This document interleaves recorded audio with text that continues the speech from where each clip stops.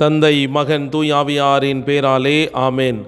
ஆன்ம வழிகாட்டி ஜூன் மாதம் 13ஆம் தேதி சனிக்கிழமை. இடைவிடா சகாய தாயிடம் நம்மை ஒப்பு கொடுத்து மன்றாடுவோம். மிகவும் பரிசுத்த மரியே, மாசில்லா கன்னிகையே, எங்கள் இடைவிடா சகாயமும் அடைக்கலமும் நம்பிக்கையுமாக இருப்பவள் நீரே. இன்று நாங்கள் அனைவரும் உம்மிடம் வருகிறோம். நீர் எங்களுக்கு அடைந்தருளிய வரங்களுக்காக இறைவனுக்கு நன்றி செலுத்துகிறோம். இடைவிடா சகாயத்தாயே, உம்மை நேசிக்கிறோம். எங்கள் அன்பை காட்ட உமக்கு எப்போதும் சேவை செய்வோம் என்றும், அனைவரையும் உம்மிடம் கொண்டு வர எங்களால் முடிந்தவற்றை செய்வோம் என்றும் வாக்களிக்கிறோம். இடைவிடா சகாயத்தாயே, இறைவனிடம் சக்தி வாய்ந்தவளே, எங்களுக்கு இந்த வரங்களை பெற்றுத்தாரும். சோதனைகளே வெல்லும் பலத்தையும், இயேசு கிறிஸ்துவிடம் தூய்மையான அன்பையும் நல்ல மரணத்தையும் அடைந்து தாரும். உம்மோடும் உமது திருக்குமாரனோடும் என்றென்றும் வாழ அருள் புரியும். இடைவிடா சகாயத்தாயே, எங்களுக்காக வேண்டிக் கொள்ளும். ஆமேன். மத்தேயு நற்செய்தி 5ஆம் அதிகாரம் 37வது இறைவார்த்தை. ஆகவே நீங்கள் பேசும்போது ஆம் என்றால் ஆம் எனவும் இல்லை என்றால் இல்லை எனவும் சொல்லுங்கள். இதைவிட மிகுதியாக சொல்வது எதுவும் தீயோனிடமிருந்து வருகிறது. இது கிறிஸ்து வழங்கும் வாழ்வு தரும் நற்செய்தி. கிறிஸ்துவே உமக்கு புகழ். சிந்தனை.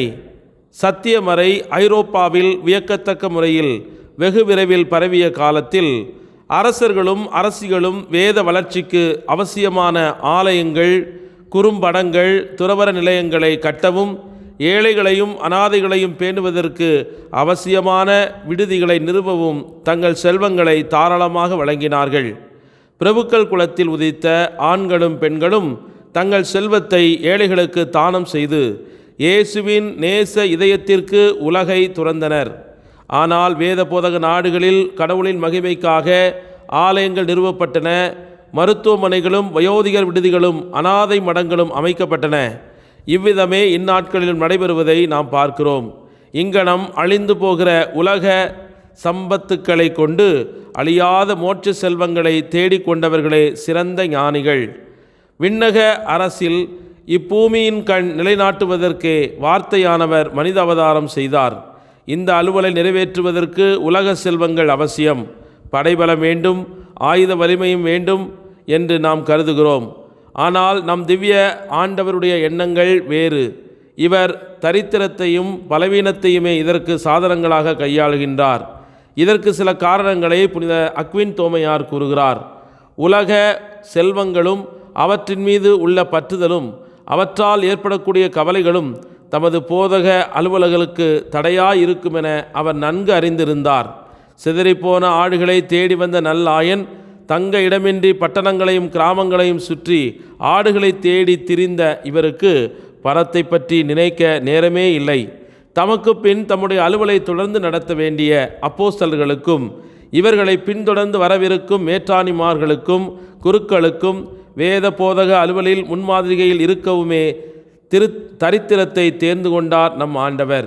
ஆகவே எளிமையும் மனதுருக்கமும் கொண்ட ஆண்டவர் இயேசு நம்முடைய உடலில் மட்டுமல்ல, நம்முடைய செல்வங்களில், சொத்துக்களில் எளிமையை பேணி அந்த கொடுக்கப்பட்ட செல்வங்கள் வழியாக ஆண்டவருடைய இதயத்திற்கு மகிமை சேர்க்க நம்மால் ஆன முயற்சிகளை அனுதினமும் செய்ய வேண்டும் என்ற குரலை கேட்டு இன்று நமக்கு கொடுக்கப்பட்டிருக்கிற திறமைகளையும் செல்வங்களையும் பொருளாதார நலன்களையும் இயேசுவின் இதய அன்பை உலகம் அறிந்து கொள்ள நம்மால் ஆன முயற்சிகளை அனுதினமும் எடுத்து அவரை மகிமைப்படுத்த இறையருள் வேண்டி இணைந்து மன்றாடுவோம். ஜெபிப்போமாக. எங்கள் மீட்பின் ஆண்டவரே, உம்மை போற்றுகிறோம், புகழுகிறோம். உம்முடைய வல்ல செயல்களுக்காக நன்றியோடு துதிக்கிறோம். ஆண்டவர் எவ்வளவு நல்லவர் என்று ரசித்து ருசித்து பாருங்கள். எத்துணை பெரிய காரியங்களை நம்முடைய வாழ்க்கையில் எவ்வளவு எளிதாக நாம் நினைப்பதற்கும் விரும்புவதற்கும் மேலாக செய்து முடித்திருக்கிறார். அவருடைய அளப்பெரிய அன்பை எண்ணி பார்த்து எம் உள்ளார்ந்த நன்றியை உமக்கு செலுத்துகிறோம். நீச பாவிகளாகி எங்களை, உமது அன்பை மறந்து விலகிச் செல்லும் எங்களை, எங்களுடைய பாவ நாட்டங்களால் உமது உள்ளத்தை நோகச் செய்யும் எங்களை தேடி வந்து அன்பு செய்பவரே, எமக்காக இரத்தம் சிந்தினவரே, சிலுவையில் எமக்காக உயிரை தியாகம் செய்தவரே, தூய ஆவியானவரை இன்றும் எனக்கு துணையாளராக தந்தவரே, உமது அன்பை நினைத்து நாங்கள் உருகுகிறோம். ஐயா, எங்களால் உமக்கு செய்யக்கூடிய ஒரே ஒரு நல்ல காரியம் உம்மை மறக்காமல் உமது அன்பை நினைத்து நன்றி சொல்லி துதிப்பதுதான். பரலோகத்தின் மாட்சியின் துதிகளின் மத்தியில் வாசம் செய்கிற நீர், நாங்கள் துதிக்கும் போதும் ஆராதிக்கும் போதும் உம்மை மகிமைப்படுத்தும் போதும் நீர் எங்கள் மத்தியில் இறங்கி வந்து எங்களோடு தங்குகிறீர், வாசம் செய்கிறீர். ஆகவே எங்களுடைய புகழ்ச்சி ஆராதனையின் மத்தியிலே நீர் இப்போது எங்கள் உள்ளத்திலே தங்கி எங்கள் வாழ்வை ஆசீர்வதித்து வழிநடத்தவும், தொடர்ந்து நல்ல உடல் உள்ள ஆன்மீக சுகத்தோடு பலத்தோடு நீர் எங்கள் வாழ்க்கையில் செய்ய விரும்புகிற காரியங்களை நன்றி உணர்வோடு நாங்கள் செய்து முடித்து இறையருளோடு எங்கள் வாழ்வை முடிக்க அருள் தாரும்.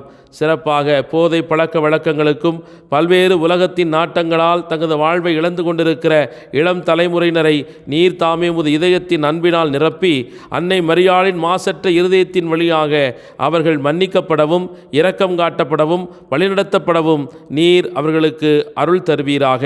அன்னை மரியே, இறைவனின் தாயே, எங்களுக்காக எப்போதும் விண்ணகத்தில் பரிந்து பேசுகிறவர்களே, இன்று எமது அன்பு பிள்ளைகள் நலமான வாழ்வை கண்டடைய நீர் தாமே அவர்களுக்கு உதவி செய்யவும், விண்ணகத்தினுடைய அருள் கொடைகளை நாங்கள் பெற்றுக்கொள்ள தகுதி வாய்ந்த முறையிலே வழிநடத்தப்படவும், பிசாசின் தந்திர மந்திர செயல்பாடுகள் அனைத்திலிருந்து நாங்கள் விடுதலை பெறவும் நீர் தாமே எங்களை வேலியிட்டு பாதுகாக்க வேண்டும் என்று எங்கள் ஆண்டவராகிய கிறிஸ்து வழியாகவே மன்றாடுகிறோம். ஆமேன். எல்லாமல்ல இறைவன் தந்தை, மகன், தூய ஆவியானவர் உங்கள் அனைவரையும் நிறைவாக ஆசீர்வதித்து புனிதப்படுத்தி வழிநடத்துவாராக. ஆமேன். இயேசுவுக்கே புகழ், இயேசுவுக்கே நன்றி. மரியே வாழ்க, இயேசுவின் இரத்தம் ஜெயம்.